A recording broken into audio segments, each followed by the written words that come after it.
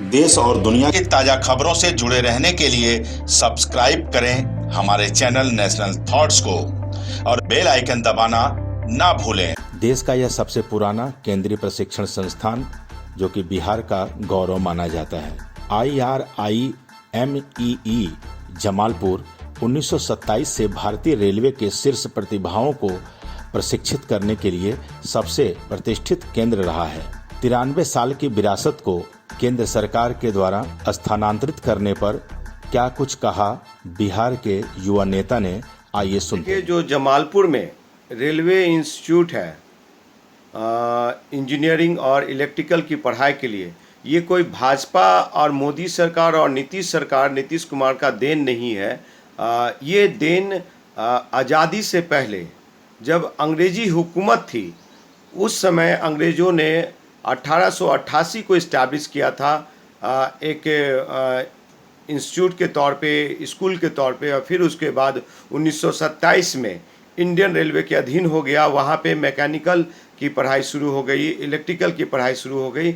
ऐसे स्थिति में अगर बिहार के धरोहर को इस तरह से भाजपा सरकार यहाँ से उखाड़ फेंकने की काम कर रही है और यहाँ से दूसरी जगह लखनऊ में शिफ्ट करने का काम कर रहा है, तो ये मुझे लगता है कि बिहार के साथ नाइंसाफ़ी है और बिहार के साथ सौतेलापन व्यवहार किया जा रहा है। आपको बता देना चाहता हूँ कि बिहार से बहुत सारे नेता लोग रेल मंत्री बने, जैसे कि लालू प्रसाद यादव, उनसे भी पहले केंद्रीय मंत्री रामविलास पासवान जी, उसके बाद बिहार से रेल मंत्री बने नीतीश कुमार जी। तो ये सारे लोग बने और आए दिन जब जब भाजपा की सरकार आती है तो कभी हाजीपुर रेलवे जोन को उठा करके दूसरे जगह शिफ्ट करने की बात होती है, कभी हमारा जमालपुर जैसा धरोहर को ये जहाँ पे रेलवे का इंस्टीट्यूट है मैकेनिकल इंजीनियरिंग की पढ़ाई होती है, फिर वहाँ से ऑफिसर रेलवे को ही दिया जाता है।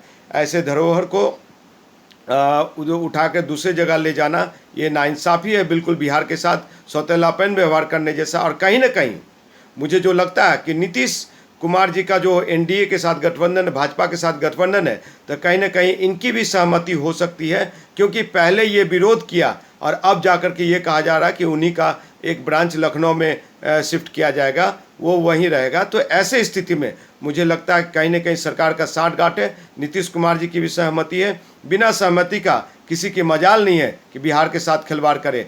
साथियों, आपको बता देते हैं कि ये लोग जो भी नेता हैं सत्ता में बैठे हुए लोग आज इतने कमज़ोर क्यों हैं? कहीं ना कहीं इनकी कमज़ोरी अमित शाह और मोदी के हाथों में है। रामविलास पासवान का कमज़ोरी, चिराग पासवान का कमज़ोरी संघ और भाजपा के हाथों में है, ये अमित शाह और ये मोदी जी के हाथों में। ये स्थिति बन चुकी है। बिहार बेरोजगारी से त्राहिमाम में। बिहार में रोजगार चाहिए, बिहार में फैक्ट्री चाहिए, उद्योग चाहिए। उद्योग फैक्ट्री नहीं बैठाते, न ही केंद्र सरकार अभी तक कोई इंडस्ट्री दिया है और यहाँ से उखाड़ने का काम कर रही है। ये बड़ा ही दुखद खबर है। और इस स्थिति में आप देख लीजिए पूसा का क्या हालात रहा है।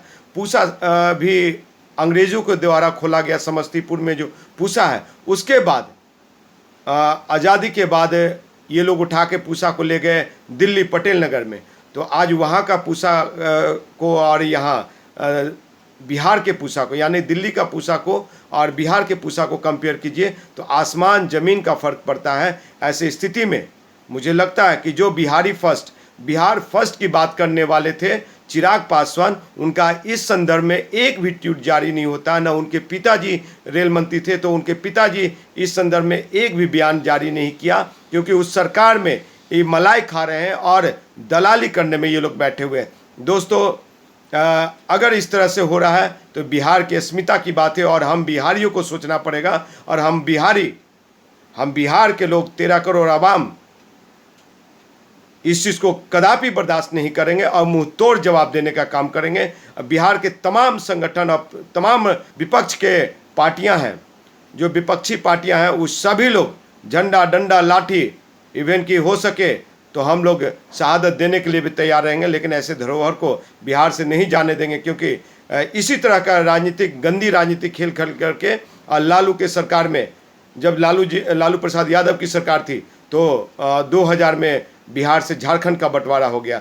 तो ये सरकार बिल्कुल तोड़ने वाली सरकार है। राज्य को, इंस्टीट्यूशन को तोड़ करके टुकड़े टुकड़े में बांटने वाले ये लोग हैं। बल्कि यूं कहे कि ये लोग टुकड़े टुकड़े गैंग के लोग हैं। सही मायने पूछे तो ये लोग दूसरे को कहते हैं टुकड़े टुकड़े गैंग, लेकिन खुद ही ये लोग टुकड़े टुकड़े गैंग हैं। नीतीश कुमार जी की एनडीए सरकार में कुछ भी गठबंधन में नहीं चल रहा है। इनको ओवरलैप करके सारा काम किया जा रहा है। नीतीश कुमार एक मुखौटा है बिहार का, और इनको कुर्सी पे यूं ही सिर्फ नाम का धपली बज रहा है कि बिहार के मुख्यमंत्री सुशासन बाबू है, लेकिन ना पटना यूनिवर्सिटी को केंद्रीय विश्वविद्यालय का दर्जा दिला सके।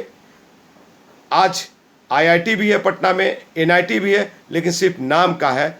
इस तरह का जो दिल्ली की आईआईटी, खड़गपुर की आईआईटी की बात करें तो वो उस तरह की आईआईटी का रूप प्रारूप नहीं दिखता है। लेकिन यहाँ से जो पुराने धरोहर को उठाने की बात कर रही है भाजपा सरकार और नरेंद्र मोदी सरकार, इसको हम बिहार के लोग कभी बर्दाश्त नहीं करेंगे। और ऐसे नेता लोग को जो बिहार के नेतृत्व करने में लगे हैं, जो 39 सांसद हैं, उन लोग को ढकनी भर पानी में डूब के मर जाना चाहिए कि इस तरह की चीज़ों को चुपचाप से बैठ करके सुन रहे हैं और इसका काउंटर नहीं कर रहे हैं। मुझे लगता है कि ऐसे स्थिति में हमारे जैसे जनप्रतिनिधियों का जवाबदेह फिक्स होता है कि ऐसे धरोहर को बचाने के लिए हम लोग कोई ठोस कदम लॉकडाउन के बाद ठोस कदम ले लेंगे, और नहीं तो इसी लॉकडाउन में आमरण अनशन भी करेंगे। जय हिंद, नमस्कार। देश और दुनिया की ताजा खबरों से जुड़े रहने के लिए सब्सक्राइब करें हमारे चैनल नेशनल थॉट्स को और बेल आइकन दबाना ना भूलें।